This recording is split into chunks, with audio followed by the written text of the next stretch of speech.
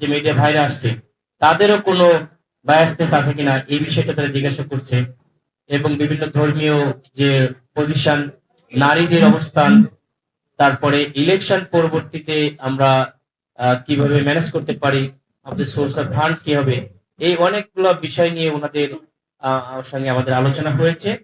এবং আমরা তাদেরকে মোটামুটি আমরা পজিটিভই তাদেরকে আমরা বলেছি যে আমাদের এই আসনে, ঢাকা 17 আসনে আমাদের যে বিভিন্ন ধরনের, বিশেষ করে একটা এলিট সোসাইটি, একটা নিম্নবিত্ত সোসাইটি, তাদেরকে তাদের জানাচ্ছিল যে এই যে দুই শ্রেণীর, তোমরা কিভাবে, আমরা তাদের কাছে যাচ্ছি, তাদেরকে কিভাবে আমরা কনভিন্স করবো যে তোমরা আমার জন্য ইলেকশন দাও, ইলেকশন আমাদেরকে ভোট দাও।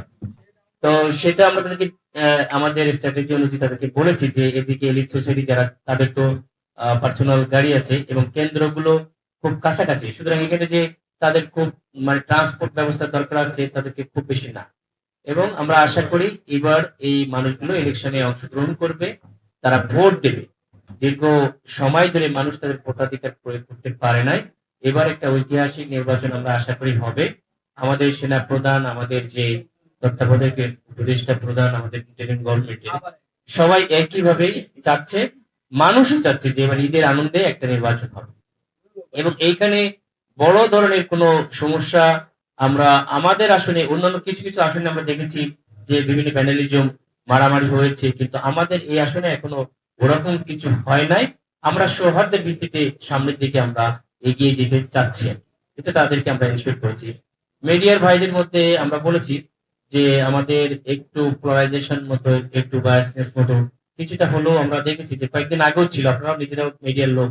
তো গতকালকের আমার মনে হয় দুইটা প্রধান দলের যে প্রদর্শন হয়েছে, তারপর থেকে আশা করি মিডিয়া আরো একটু পর্যায়ক্রমে জামাত ইসলামের কাভারেজটা সমতায় আনার চেষ্টা করবে ইনশাল্লাহ, এবং তারা সেটা চেষ্টা করে যাচ্ছে, সেরকমই আমরা বলেছি। তারপরেও একদিকে একটু, বিশেষ করে যে 59 সদস্যের যে কমিটি একটা মিডিয়ার থেকে, এটা আমরা একটু আনলাইকলি দেখেছি যে সংবাদ মাধ্যম নিরপেক্ষ হতে হবে।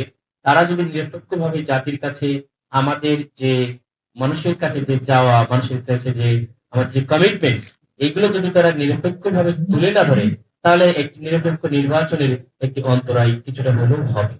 সো তারা মিডিয়া যদি আগামীতে এই নিরপেক্ষতা শো করতে পারে, সেটা ভবিষ্যৎ ডেমোক্রেসির জন্য, বাংলাদেশের জন্য অবশ্যই মঙ্গলকর হবে।